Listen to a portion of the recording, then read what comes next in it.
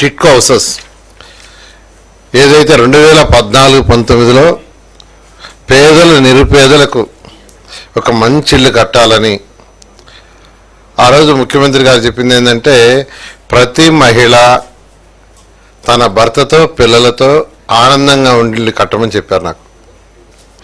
దానికి అనేక దేశ విదేశాల్లో కూడా స్టడీ చేసాం. మన రాష్ట్రం మన దేశంలోనే కాదు ఇతర దేశాల్లో కూడా. అమరావతి రాజధానికై పోయినప్పుడు సింగపూర్ కావచ్చు, మలేషియా కావచ్చు, రష్యా కావచ్చు, చైనా కావచ్చు, ఇలా అనేక జపాన్ కావచ్చు, అనేక కంట్రీస్లో పేదలకు నిరుపేదలకు ఎలా నిర్మించారో అవన్నీ స్టడీ చేయటం, దాని మీద ఒక ప్రాజెక్ట్ తయారు చేసి ఆ రోజు ముఖ్యమంత్రి గారికి ఇవ్వటం, ముఖ్యమంత్రి గారు ఆలోచించకుండా కట్టండి అంటాం. వెంటనే కేంద్ర ప్రభుత్వాన్ని అప్రోచ్ అయ్యి కేంద్ర ప్రభుత్వం దగ్గర 7 లక్షల ఇల్లు శాంక్షన్ చేయించాం. 7 లక్షల ఇల్లు, 1-2 కాదు, 7 లక్షల ఇల్లు శాంక్షన్ చేస్తే 7,01,481 ఇళ్ళు, 7,01,481 ఇళ్ళు శాంక్షన్ చేస్తే అందులో 5 లక్షల ఇళ్ళుకి అడ్మినిస్ట్రేటివ్ క్లియరెన్స్ ఇచ్చాం వెంటనే. దాంట్లో 4,54,760 ఇళ్ళు గ్రౌండ్ అయినాయి, వాటికి టెండర్లు పిలిచాం. 4,54,706 ఇళ్ళు. 2019కి 3,13,832 ఇళ్ళు, 3,13,832 ఇళ్ళు స్టార్ట్ అయిపోయినాయి అప్పటికే. మిగతా కూడా ఎందుకు స్టార్ట్ కాలేదంటే కొద్దిగా ల్యాండ్ డిస్ప్యూట్స్ ఉంటే ఆ డిస్ప్యూట్స్ క్లియర్ చేస్తున్నాం.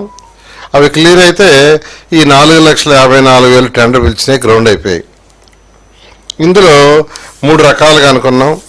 300 చదరపు అడుగులు, 365, 430.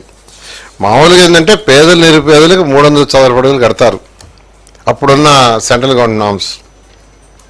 అయితే కొంతమంది వచ్చి రిక్వెస్ట్ చేశారు, సార్ మేము కొంత బ్యాంకులను కట్టుకోగలం, మాకు ఒక బెడ్రూమ్ పెద్దది ఉండే కట్టన్నారు. కొందరు వచ్చి డబుల్ బెడ్రూమ్ హౌసెస్ కట్టండి సార్, మీరు ఇచ్చే సబ్సిడీ కాకుండా మిగతాది మేము కట్టుకుంటాం అన్నారు. అంటే కేంద్ర ప్రభుత్వం 1.5 lakh ఇచ్చింది, రాష్ట్ర ప్రభుత్వం 1.5 lakh ఇస్తూ ప్రతి హౌస్కి 90,000 మళ్ళీ ఇన్ఫ్రాస్ట్రక్చర్కి ఇచ్చింది, 90,000 మళ్ళీ ఇన్ఫ్రాస్ట్రక్చర్కి ఇచ్చింది. అంటే 3,90,000 కేంద్ర ప్రభుత్వం రాష్ట్ర ప్రభుత్వం కలిసి ఇచ్చేటట్టుగా ఆ రోజు డిసైడ్ చేశాం. 3,90,000, అందులో 1,90,000 కేంద్ర ప్రభుత్వం, మిగిలింది రాష్ట్ర ప్రభుత్వం. అయితే దానిపైన ఎంత పడితే అంత వాళ్ళు కట్టుకునే విధంగా యాక్చువల్గా నిర్ణయించాం. ఆ రోజు ప్రకారం అయితే 300 చదరపు అడుగుల వాళ్ళకి 2,65,000 బ్యాంకులో ఇప్పించేటట్టుగా, 365 వాళ్ళకి 3,15,000, 430 చదరపు అడుగుల వాళ్ళకి 3,65,000 ఇప్పిస్తే నిదానంగా కట్టుకునేటట్టుగా చేశాం.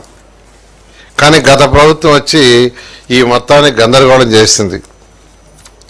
గందరగోళం చేసేసి ఉన్న అంటే ఏదైతే టెండర్లు పిలిచావో 4,54,000 అందులో 2,61,000 నుంచి మిగతాన్ని క్యాన్సిల్ చేశారు. 2,61,640 ఇళ్ళు మాత్రమే ఉంచారు. అదే తెలుగుదేశం ప్రభుత్వం కానీ అప్పుడు కంటిన్యూ అయ్యి ఉంటే ఆ 7 లక్షల ఇళ్ళు అయిపోయింది. మా ప్లాన్ 7 లక్షల ఇళ్ళని 38,000 కోట్ల 265 లక్షలు, 38,000 కోట్ల 265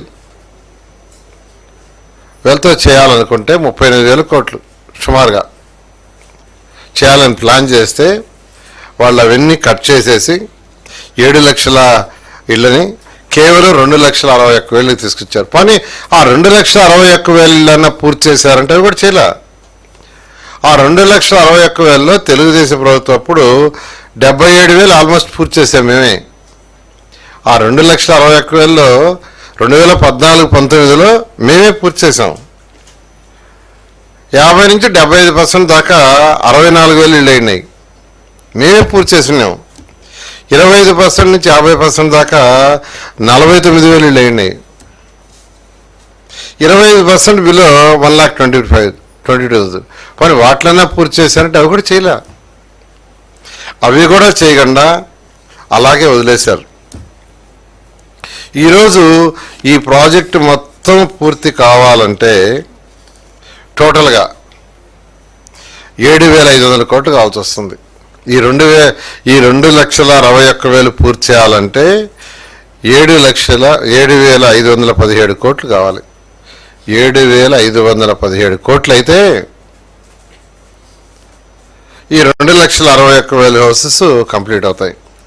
ఈరోజు ముఖ్యమంత్రి గారి అధ్యక్షతన దీని మీద రివ్యూ జరిగింది. ముఖ్యమంత్రి గారు కొంత సజెషన్స్ ఇచ్చారు. అందులో ముఖ్యంగా ఏంటంటే,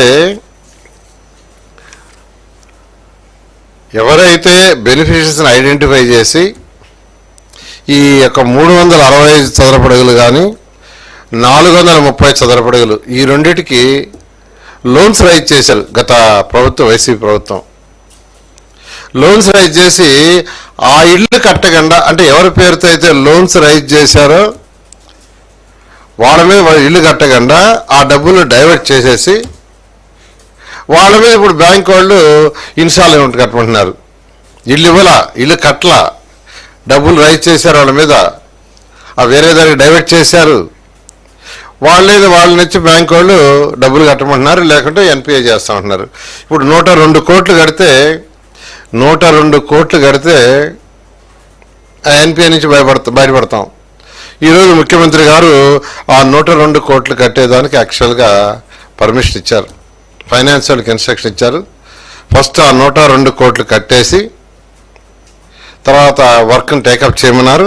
వర్క్ కూడా టేకప్ చేసి జూన్ 12వ తేదీ లోపల మ్యాక్సిమం హౌసెస్ ఎన్ని కంప్లీట్ చేయగలిగారో అన్ని కంప్లీట్ చేయమని చెప్పడం జరిగింది.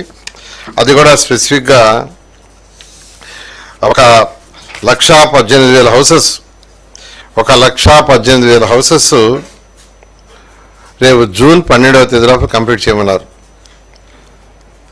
జూన్ 12 తేదీలో, అంటే జూన్ 12కి 1 year అవుతుంది.